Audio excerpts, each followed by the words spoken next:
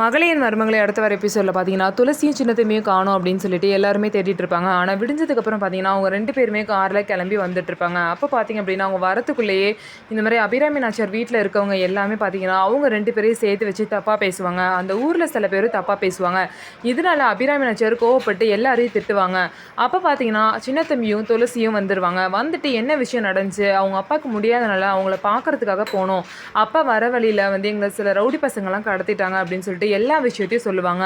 அந்த ரவுடி பசங்களாம் யார், போய் துப்பாக்கி எடுத்துகிட்டு வா சின்ன தம்பி அப்படின்னு சொல்லிட்டு சின்ன தம்பிக்கிட்ட அபிராமி நாச்சியார் சொல்லுவாங்க. அதுக்கப்புறம் சின்ன தம்பியோட அம்மாவை பார்த்த விஷயத்தையும் பார்த்தீங்கன்னா துளசி வந்து சொல்லுவாங்க. துளசியும் சின்ன தம்பி வர வழியில் சின்ன தம்பியோட அம்மாவை பார்த்துருப்பாங்க.